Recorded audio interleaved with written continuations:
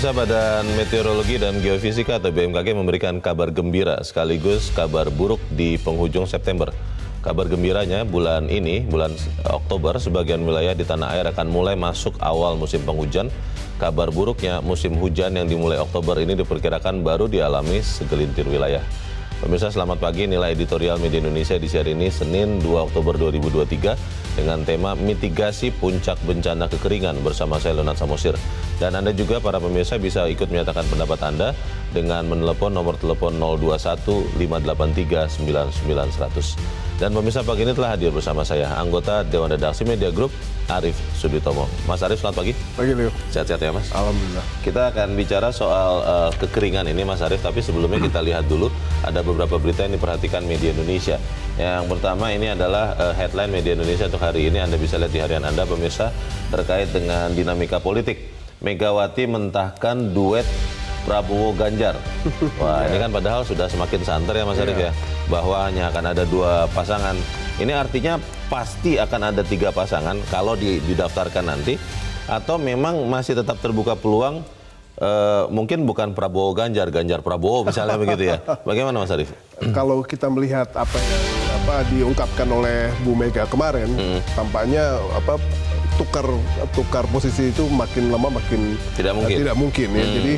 Jadi siapapun bagi para penggagas duet Prabowo dan Pranowo itu mungkin sudah pupus itu di ide tersebut.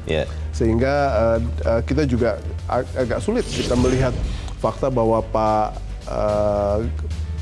Prabowo mau menjadi wakil presiden gitu kan. Jadi ya saya pikir ini merupakan salah satu hal yang sudah final ya, untuk melihat apa yang pada akhirnya akan terjadi dalam berapa koalisi atau berapa pasangan yang akan muncul nanti di saat pendaftaran.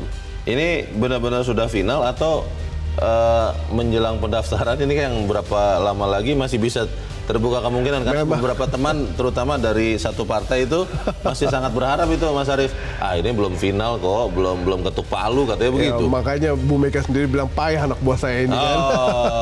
Saya tidak bilang partai itu loh ya. Jadi saya melihat bahwa apa yang diungkapkan Bu Mega itu biasanya keteguhannya sangat-sangat kukuh ya. Dan ini merupakan salah satu indikasi agar siapapun dari pihak internal yang melakukan mengusung gagasan tersebut itu harus berhenti. Sudah selesai. Jadi bagaimana dari partai PDIP memenangkan Ganjar saja begitu ya? Oke. Kita ikuti nanti perkembangannya seperti apa, karena kalau seperti ini kan berarti terbuka kemungkinan 3 pasangan ya, Mas Arief ya? Terbuka kemungkinan 2 putaran begitu ya? Jadi makin ramai. Oke, kita ikuti perkembangannya seperti apa. Kita ke berita selanjutnya. Dari ajang Asian Games kita bergembira karena ada berkat Amelia. Amelia di sini adalah Amelia Nursifa, atlet pesepeda BMX Indonesia. Pundi medali kembali terisi. Ternyata pertandingan sepeda BMX itu ada ya, Mas Arief ya, di Asian Games ya? Iya, dan kalau melihat lahannya atau arenanya ini sangat cukup menantang ya untuk atlet putri seperti ini dan mengalahkan tuan rumah. Jadi saya pikir ini merupakan salah satu hal yang amat sangat membanggakan, sehingga target presiden untuk menjadi 10 besar juga bisa tercapai, dan mudah-mudahan itu bisa ditingkatkan terus atau paling tidak dijaga, jangan menjadi 11 besar. Oke, ini berarti kan 10 besar sampai saat ini, tapi kan masih ada beberapa hari lagi ya, Mas Arief? Makanya agar kalau bisa dijaga terus, perolehan medali ditambah terus, kalau bisa emas lagi. Kita harapkan Indonesia Raya bisa terus dikumandangkan dan merah putih bisa terus dikibarkan di ajang Asian Games di Tiongkok. Kita tinggalkan berita itu, kita ke berita selanjutnya di halaman 2, di halaman dalam harian Anda, pemirsa. Ini kembali lagi dari kasus korupsi BTS ini, Mas Arief. Dito Aryo Tejo siap diklarifikasi kembali. Ini kan sudah pernah klarifikasi, sudah mengatakan tidak tahu begitu. Diklarifikasi lagi, apakah hasilnya akan berbeda atau seperti apa, Mas Arief? Kalau saya melihat ya, ini merupakan sebuah momentum agar klarifikasi Dito seharusnya bisa kita dengarkan di sidang terbuka ya. Sehingga hal-hal yang seharusnya menjadi patokan dari hakim untuk pada akhirnya memutuskan atau pada akhirnya nanti membuka sebuah kasus baru di mana ada seseorang yang juga ikut melakukan tindak pidana korupsi ini. Ini harus dikembangkan gitu ya, karena kalau misalnya sekarang bahwa ada 27 miliar ini sudah dikembalikan, itu kan bukan berarti menghapus pidananya. Dan ini sebenarnya sampai nama Menpora itu disebut-sebut, saya secara pribadi amat sangat kecewa ya, karena kita melihat bahwa ada seorang sosok muda yang pada akhirnya bisa duduk di kabinet, dan kita berharap bukan saja energinya tapi juga integritasnya itu ternyata tersangkut dalam sebuah kasus yang amat sangat besar dengan jumlah yang fantastis. Ini merupakan salah satu hal yang ya sedikit mengecewakan ya bagi kami. Ini saksinya mungkin bisa berbohong tidak sih, Mas Ari? Saksi bisa saja berbohong, tetapi dia kan sudah bersumpah, dan ini merupakan salah satu hal yang akan menambah problem yang dia akan hadapi apabila dia melakukan kebohongan di bawah sumpah. Karena di bawah sumpah ya. Oke, kita ikuti nanti perkembangannya seperti apa kasus itu. Kita langsung ke editorial, pemirsa dan Mas Arief. Mitigasi puncak bencana kekeringan. Kalau pemirsa saya yakin juga masih merasakan kekeringan ini dampaknya. Pertanyaannya adalah apa yang sudah dilakukan dan apakah itu akan berhasil mengatasi bencana kekeringan ini, Mas Arief? Sejauh ini pemerintah sudah berhasil mengantisipasi. Bahkan kalau kita lihat, kita pernah membahas ini beberapa bulan sebelumnya, Leo, bahwa salah satu hal yang sudah diantisipasi misalnya melakukan berbagai macam kebijakan terkait dengan stok pangan, beras, menambah impor, dan beragam investasi yang juga sudah dilakukan di berbagai macam daerah untuk pengadaan air. Dan ini merupakan salah satu hal yang pada akhirnya juga kita tes sekarang, apakah efektivitas dari kebijakan-kebijakan yang antisipatif tersebut cukup berhasil untuk menangani El Nino ini. Karena kita tuh sebenarnya kita menghadapi double trouble gitu. Sudah kemarau ditambah El Nino pula. Dan ini merupakan salah satu hal yang harus kita uji efektivitas bagaimana kebijakan kita yang katanya antisipatif tersebut. Karena El Nino ini bukan saja menghasilkan kekeringan ya, tetapi beberapa persen dari panen kita sudah terbukti gagal gara-gara El Nino. Kekeringan. Dan itu berdampak pada krisis pangan, harga pangan yang naik, menipisnya stok, dan kalau misalnya sampai terganggu stok kita, supply and demand kita, itu bisa mengakibatkan peningkatan harga, memicu inflasi, dan pada akhirnya ada berbagai macam hal yang pada dasarnya bisa kita alami gitu.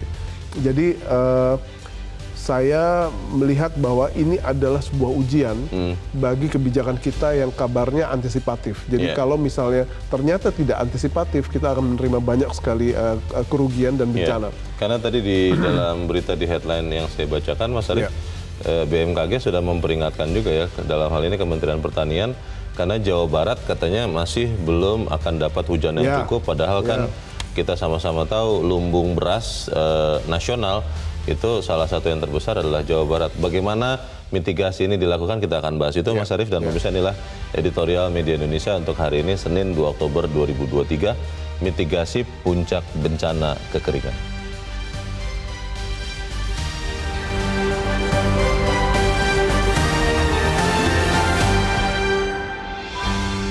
Mitigasi puncak bencana kekeringan.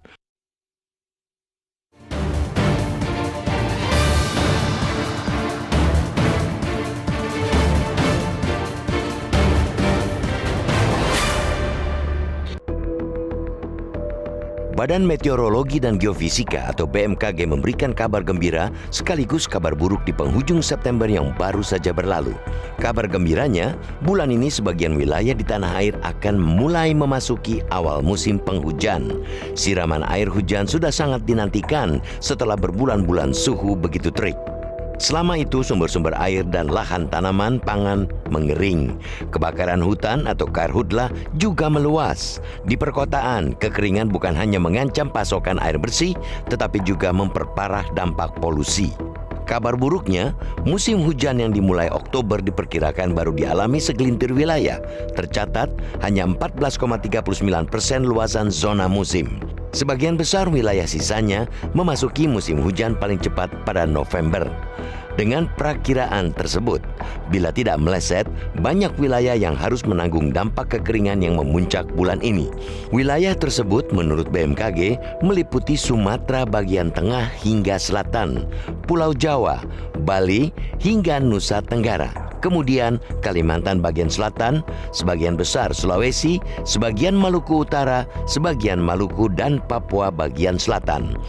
Ancaman suhu panas juga menguat. Dalam pekan terakhir September, suhu terpanas di wilayah Indonesia menembus angka 37 derajat Celcius. Hari-hari ke depan, suhu terpanas diperkirakan akan mencapai 42 derajat, tepatnya di kota Surabaya. Ancaman gangguan kesehatan dan penyakit yang berhubungan dengan dampak polusi dan sengatan suhu panas semakin besar. Harga bahan pangan yang sudah naik bakal semakin mahal seiring kian meluasnya lahan tanaman pangan yang mengering. Pasokan air bersih akan semakin tersendat. Menurut pantauan Badan Penanggulangan Bencana Nasional atau BNPB, sepanjang periode 14-21 September 2023 saja tidak kurang dari 166.415 penduduk mengalami krisis air bersih. Di kawasan hutan, titik-titik api makin mudah muncul dan menjalar dengan cepat. Asap karhutla merambah wilayah yang lebih luas. Saat ini pun, Provinsi Jambi tengah berkutat dengan bencana asap hingga terpaksa meliburkan sekolah-sekolah. Pendeknya, situasi kekeringan akan mencapai titik kritis bulan ini.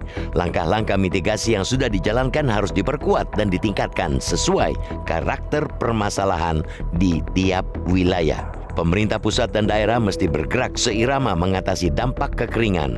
Operasi-operasi pasar bahan pangan digelar secara terkoordinasi dan efektif untuk memastikan konsumen berpenghasilan rendah membayar sesuai harga operasi pasar. Itu berarti tidak semata menyerahkan kepada pedagang-pedagang besar. Pemerintah daerah bekerja sama dengan Perum Bulog perlu menggerakkan tim-tim operasi pasar langsung menjangkau konsumen. Tidak ada gunanya impor beras secara masif bila gagal menekan harga di pasar. Bikin rakyat bertanya-tanya, untuk apa sebenarnya impor itu? Pengerahan mobil-mobil tangki air juga harus sampai ke pelosok permukiman penduduk yang mengalami krisis air bersih. Jangan sampai ada yang terlewat. Jurus-jurus jitu mitigasi puncak kekeringan tentu memerlukan dana yang tidak sedikit. Sebaiknya pemerintah mengalihkan anggaran jor-joran infrastruktur untuk itu. Jangan sekali-kali anggap enteng. Ini bukan sekadar upaya mencegah gejolak sosial menjelang puncak tahun politik. Tanggung jawab pemerintah menjalankan tugas negara melindungi segenap rakyat Indonesia kapanpun dan dimanapun, tidak terkecuali dari bahaya bencana kekeringan.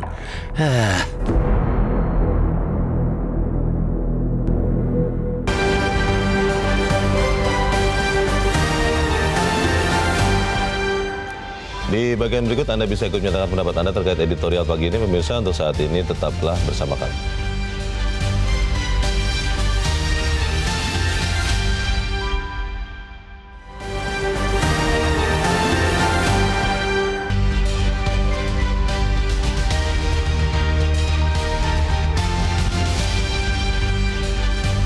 Terima kasih Anda masih bersama kami di Editorial Media Indonesia, dan sebelum kita lanjutkan diskusi kita, Mas Arief, kita mau bertanya dulu. Saat ini kita sudah tersambung lewat saluran telepon dengan Deputi Bidang Meteorologi BMKG, Guswanto. Pak Guswanto, selamat pagi. Selamat pagi Mas Leonard dan Mas Arief. Ya, Pak Guswanto, tadinya saya mengira bahwa akhir September itu adalah akhir dari kekeringan atau kemarau panjang yang ditambahi oleh El Nino ini. Tapi ternyata BMKG mengatakan sampai akhir Oktober ya. Itu apakah memang pasti Pak? Maksud saya tingkat kemungkinannya itu tinggi atau memang jangan-jangan bisa mundur lagi ke kekeringan ini? Bagaimana Pak Guswanto? Baik Mas Leonard. Jadi kalau kita lihat perakiraan awal musim hujan BMKG ya untuk 2023-2024 itu memang secara bagian besar secara umum adalah di bulan November. Bukan berarti bulan November itu serentak, tidak. Jadi saat ini pun di bulan September sudah ada misalkan sebagian Sumatera Barat dan Riau bagian selatan.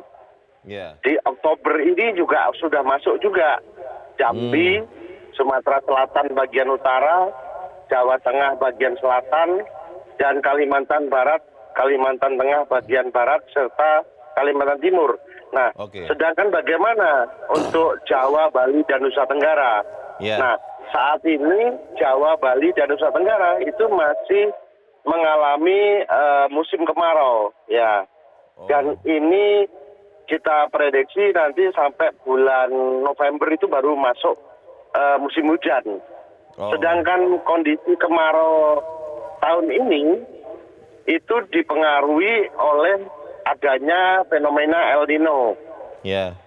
Nah, fenomena El Nino itu sendiri kita prediksi akan bertahan hingga awal tahun 2024. Waduh. Sampai dengan itu, awal tahun 2024 itu di mana saja, Pak? Betul. Maksudnya? Artinya, kalau toh nanti musim hujan 2023-2024 itu masih dipengaruhi oleh fenomena El Nino. Artinya, suplai curah hujannya akan berkurang dibanding normalnya. Oke. Jadi, kalau bulan November, Jawa Barat, DKI, Banten itu sudah masuk hujan atau belum, Pak, di bulan November?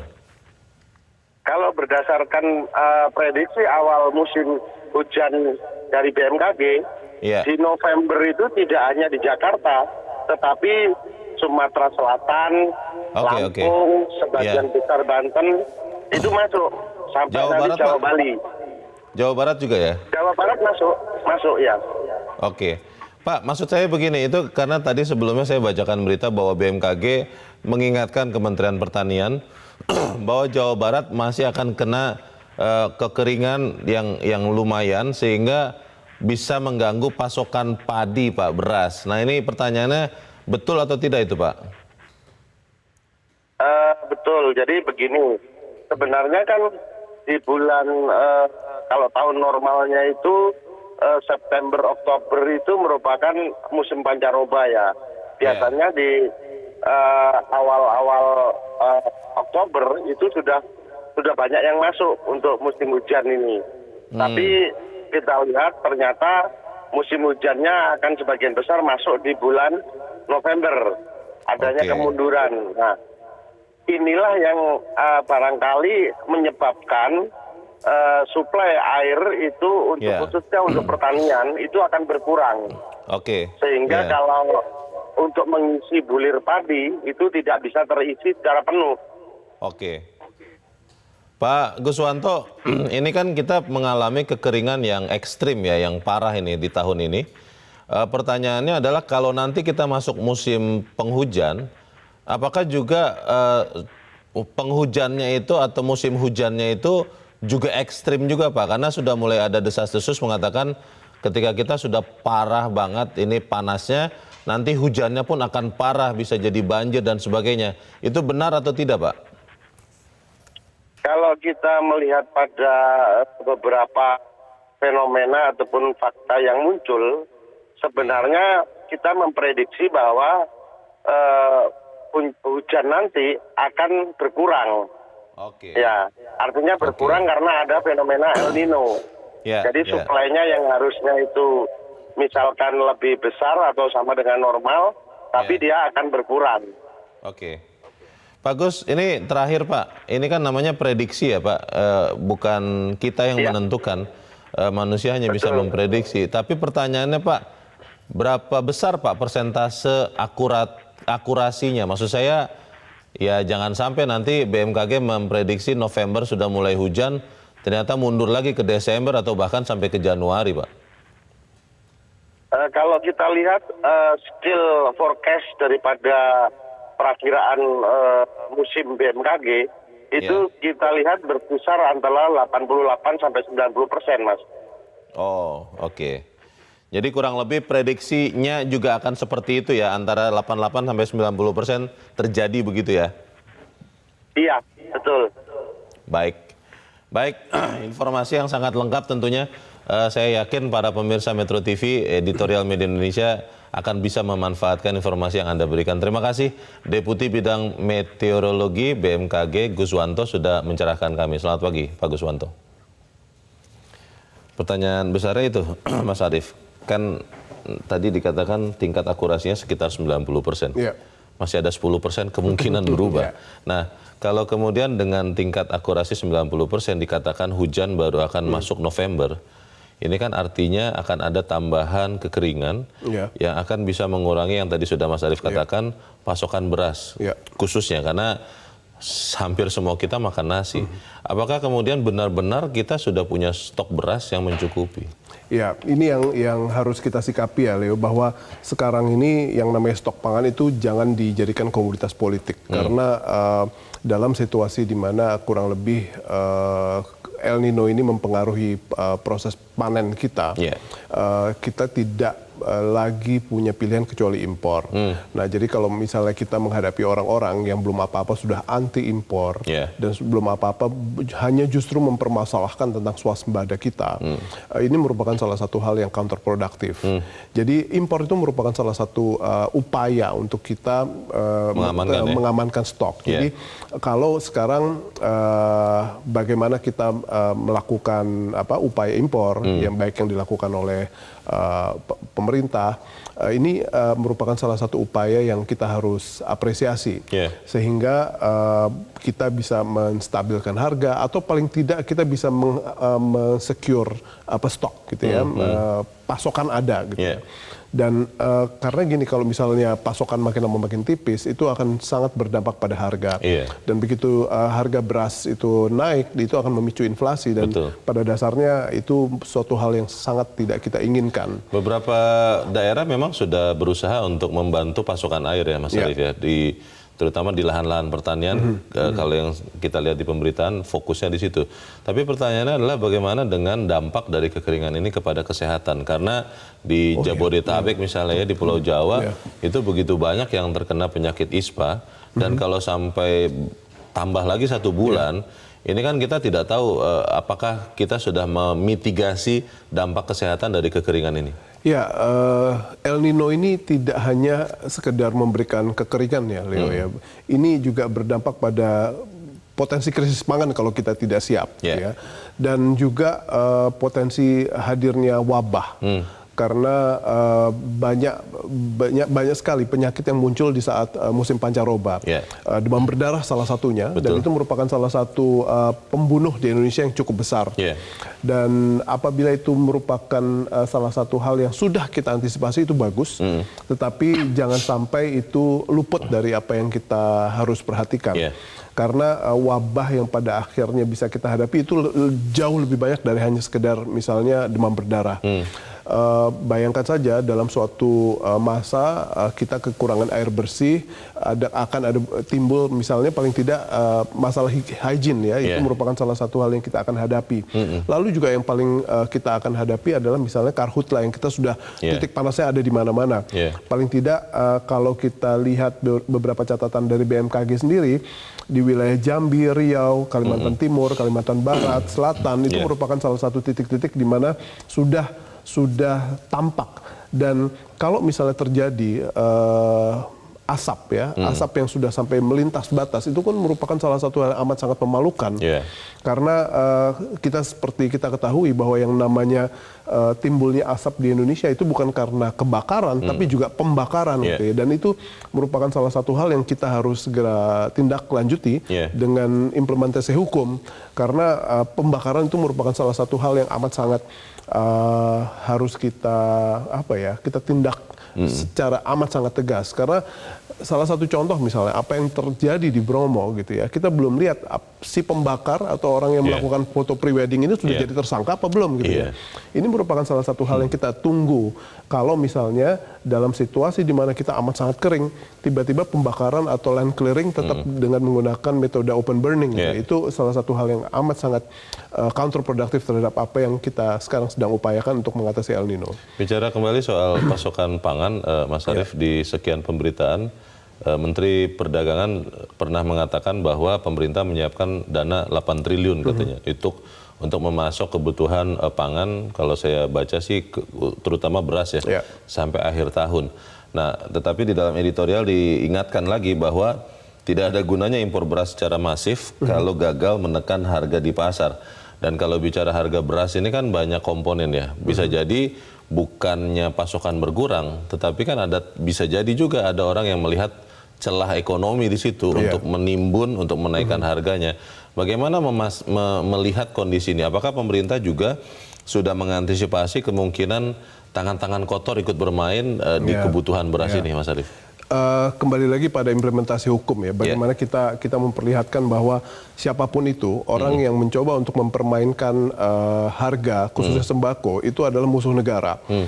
Dan sekarang yang paling penting adalah bagaimana orang-orang tersebut sekarang dijaga pemahamannya agar mereka terus tahu bahwa apa yang kita miliki sebagai stok itu cukup, ya.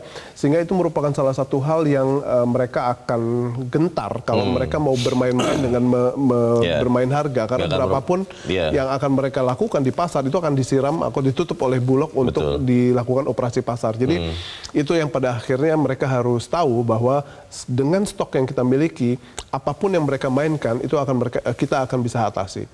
Kita juga mendengar bahwa di berbagai kesempatan pemerintah, presiden ya mengatakan bahwa memang bumi ini semakin panas. Tahun ini kita sudah mengalami dampaknya.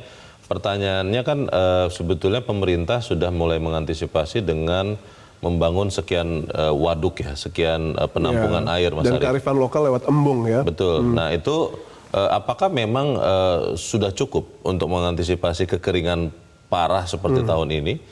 Atau seperti apa kalau kita lihat? Apakah memang itu harus dilanjutkan lagi oleh pemerintahan berikut, juga pemerintah daerah? Leo, kalau kita amati ya, bahwa fenomena-fenomena global, perubahan iklim ini memang harus disikapi dengan bagaimana kita mulai menata gaya hidup, tapi juga dengan teknologi. Di beberapa negara, pengadaan air yang cukup itu sudah bisa dilakukan melalui teknologi. Misalnya desalinasi itu sudah dilihat. Memang Indonesia masih tergolong sebagai negara yang memiliki resources termasuk air bersih itu yang cukup melimpah. Tetapi kita diuji sekarang seberapa jauh kita bisa antisipatif terhadap bagaimana apa yang menjadi kebutuhan kita di masa mendatang di saat resources tersebut juga makin lama makin bermasalah gitu ya. Nah, negara tetangga kita sudah seperti Singapura sudah memikirkan teknologi desalinasi, dan kita juga mendapati bahwa di beberapa wilayah kita seperti NTT atau di berbagai macam tempat-tempat pulau terluar yang tidak ada resources air bersih itu teknologi-teknologi seperti itu yang murah dan renewables itu harus mulai dikembangkan. Masalahnya sering disebut-sebut, Mas Arief, cara berpikir, cara bertindak kita masih biasa-biasa saja. Padahal kondisi ini kan sudah luar biasa. Climate change itu nyata, bukan hanya sekedar pengetahuan atau bahan diskusi di seminar. Apakah kemudian perubahan pola pikir sudah kita miliki untuk menghadapi kekeringan? Kita bahas di bagian berikut. Pemirsa tetap bersama kami, Editorial Media Indonesia segera kembali.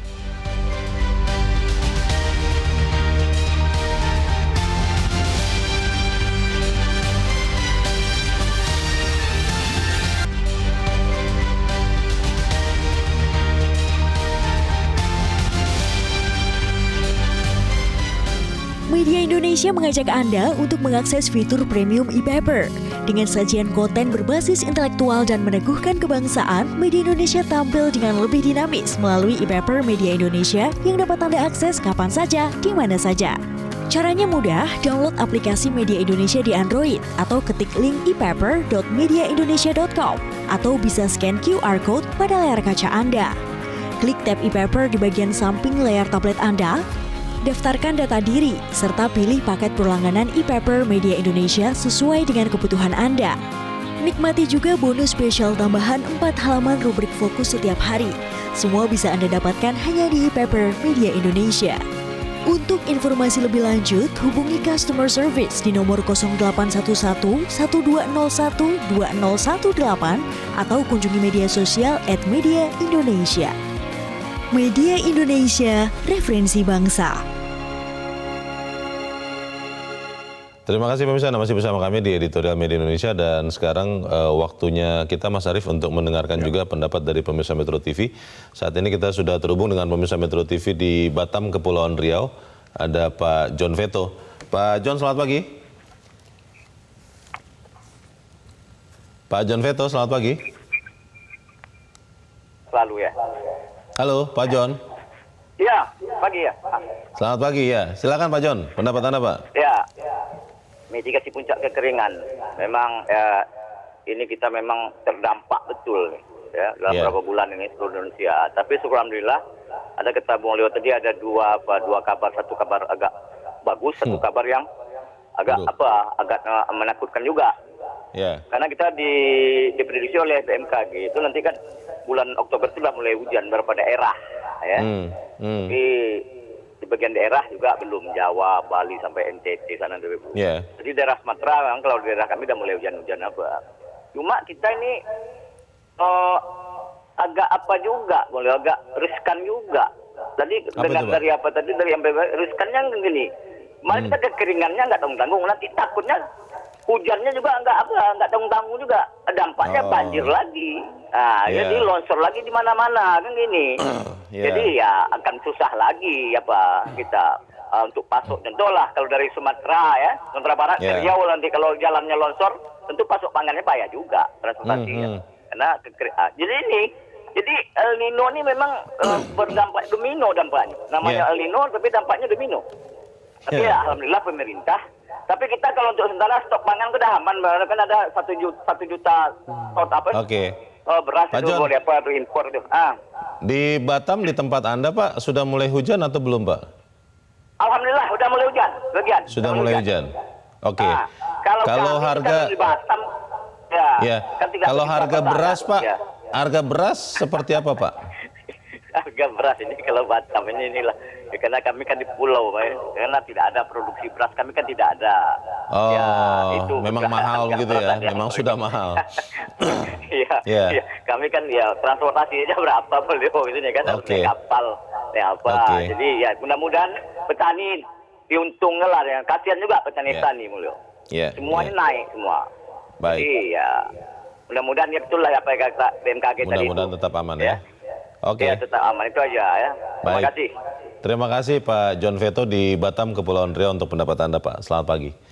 Di belakang Pak John ada Pak Yunus Luat di Tanjung Selor, Kalimantan Utara. Pak Yunus, selamat pagi. Selamat pagi, salam sejahtera untuk seluruh warga NKRI tercinta. Kami dari Tanjung Selor, Kalimantan Utara menyambut baik.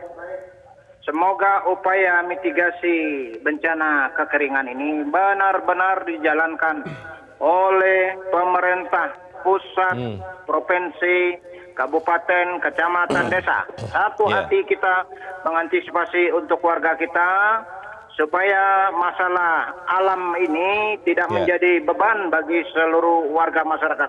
Namun saya tetap berpesan supaya warga masyarakat juga jangan hanya menunggu pemerintah, tetapi ada juga kiat-kiat tersendiri, kiat-kiat niat baik untuk bersama. Gotong royong kita antisipasi mengantisipasi bencana kekeringan, mitigasi masing-masing, dan bukan berarti parsial, tetapi kita harus sehati sepikir untuk yang terbaik. Di tempat kami mulai saat ini karena ini El Nino, ada hujan deras lah, banjir lah tempat kami daerah Kabupaten Malinau sudah ya. Tadi baru-baru banjir, tetapi tidak menutup kemungkinan waktu mendatang akan kering juga. Maka segenap upaya dari pemerintah daerah maupun pusat bantulah, pemerintah pusat bantulah daerah. Berikan alat-alat yang terkait dengan mitigasi, upaya mengurangi resiko bencana kekeringan. Tuhan memberkati kita semua, Bung, untuk menghadapi situasi alam ini. Tidak usah terlalu khawatir, tetapi kita saling menguatkan, saling mendoakan satu sama lain, supaya kita tetap utuh dalam NKRI tercinta. Terima kasih. Tuhan memberkati. Amin. Terima kasih Pak Yunus Luat di Tanjung Selor, Kalimantan Utara untuk pendapat Anda. Selamat pagi Pak. Pertanyaannya kan itu ya Mas Arief ya, ketika kita dari awal tahun kelihatannya BMKG kan sudah prediksi. Nah pertanyaan ini adalah kita akan lihat nih 1 bulan ini. Kalau kemudian harga beras ternyata masih terus naik, meskipun dikatakan pasokannya aman, cadangan aman, ada impor, perjanjian impor dengan sekian negara.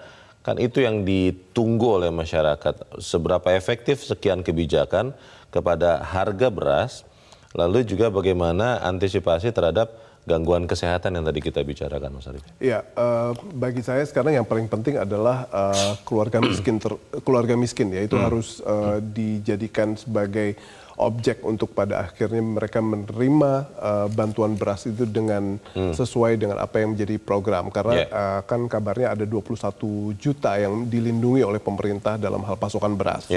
Dan itu yang pada akhirnya harus kita jaga, ya. Karena untuk kelompok orang-orang yang mampu, saya pikir kalau beras sampai 15.000 pun mereka masih bisa. Tetapi orang-orang ini yang pada akhirnya kita harus jaga, ya. Dan bagaimana sekarang kita juga mengupayakan agar berbagai macam perjanjian bilateral dengan pihak-pihak yang sudah berjanji untuk bisa mengekspor berasnya itu harus dilaksanakan baik-baik, karena ini merupakan sebuah fenomena global. El Nino ini fenomena global. Pada saat kita mendengar bahwa India sudah menghentikan ekspor beras mereka, kita harus berjaga-jaga. Jangan-jangan nanti Kamboja, Myanmar, Thailand, Cina, Vietnam juga melakukan hal yang sama, gitu ya. Dan ini salah satu wake up call buat kita agar pada akhirnya di masa mendatang bagaimana kita memberikan insentif yang cukup untuk meningkatkan produksi kita menjadi salah satu hal yang prioritas, gitu ya. Karena memang di Indonesia saat ini dalam hal posisi swasembada beras kita masih 90%. Kita masih bisa memenuhi produksi kita 90% untuk memenuhi kebutuhan. Jadi yang kalau misal 10% itu dilakukan dengan ekspor, itu masih taraf swasembada kita. Tetapi kan kita tidak bisa melihat ini sebagai sebuah kewajaran yang kita pertahankan terus-menerus.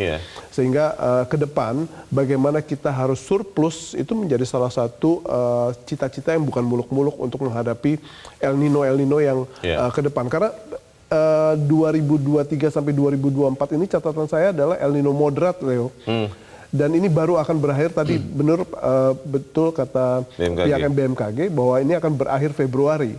Meskipun hujan kita baru yang terakhir akan mendapatkan hujan tuh baru Desember 2023 seperti NTB, NTT, Maluku, Sulawesi Tenggara, termasuk Jawa Timur. Sementara Jawa Timur juga merupakan salah satu lumbung pangan kita. Dan mereka adalah hub yang memberikan supply terhadap beberapa wilayah kita di wilayah timur.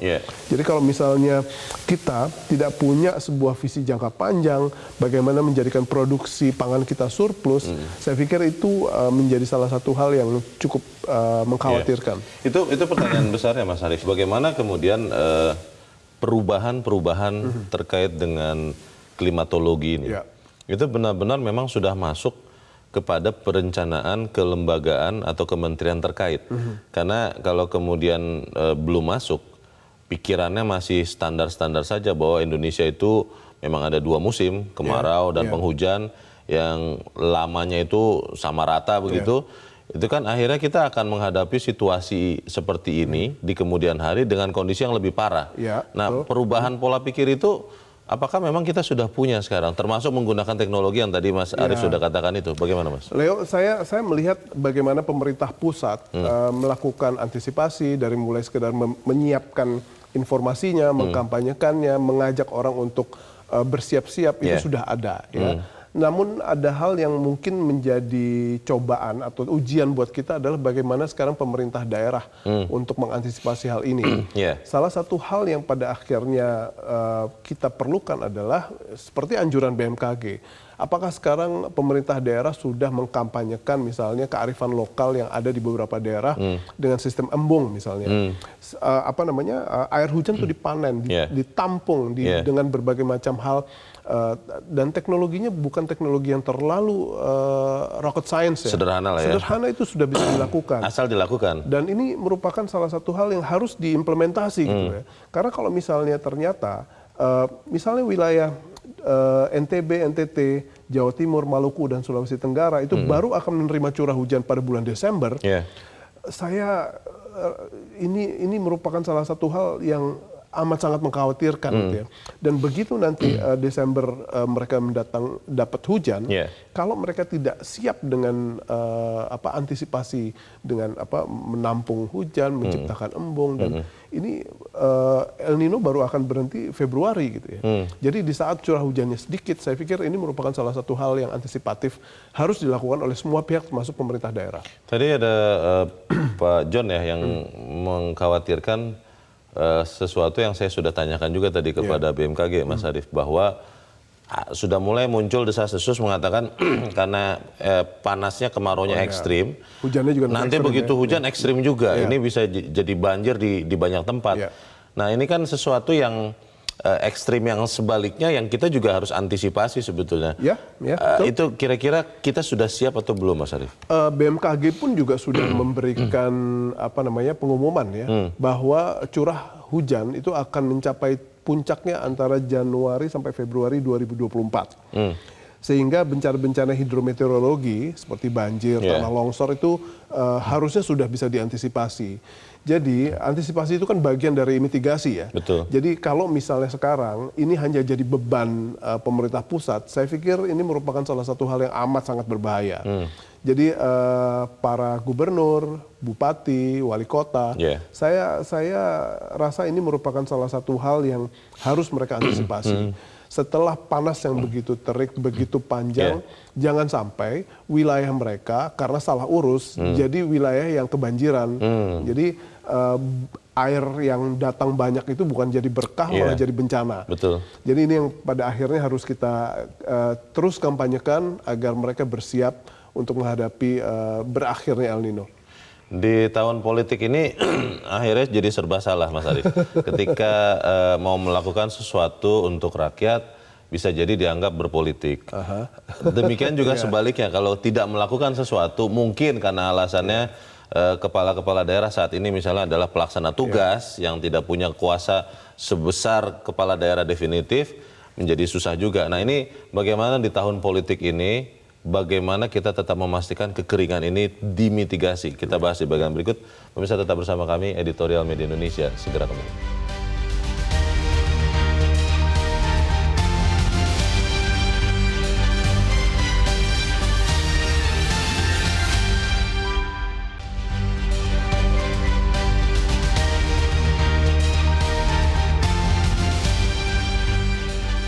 Terima kasih Anda masih bersama kami di Editorial Media Indonesia dan kita ada di bagian akhir diskusi kita pagi ini. Mas Arief, di tahun politik fokus menjadi pertanyaan apakah pemerintah di pusat sampai daerah masih fokus untuk mengantisipasi kekeringan yang saat ini kita bicarakan.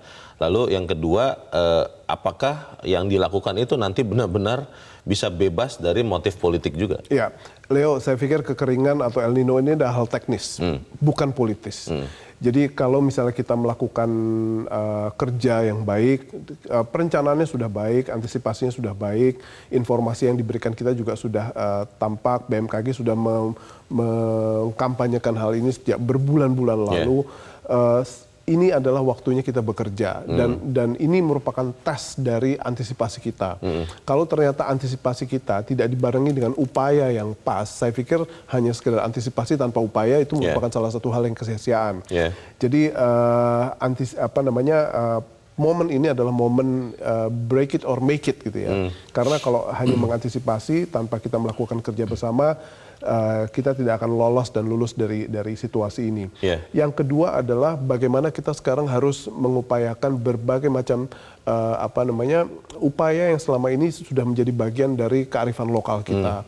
Dan ini salah satu hal yang sebenarnya tidak susah untuk dilakukan. Sehingga apa yang sudah di share informasinya oleh BMKG ini disambut oleh masyarakat lokal untuk dilakukan hal-hal yang sifatnya antisipatif. Kurang lebih seperti itu, Leo. Ke depan seperti apa ya, Mas Arief? Pengetahuan yang sekarang kita dapatkan, ini kan harusnya kita belajar dari pengalaman pahit ini. Bagaimana kekeringan parah ini membuat gagal panen di beberapa tempat, kesulitan air ini menyebabkan juga penyakit di banyak tempat. Bagaimana hal-hal ini bisa dicatat, bisa dipelajari, bisa diantisipasi mungkin oleh misalnya BRIN atau lembaga-lembaga penelitian lain supaya tahun depan kalau memang ada kekeringan parah seperti ini kita tidak mengalami kondisi seburuk saat ini.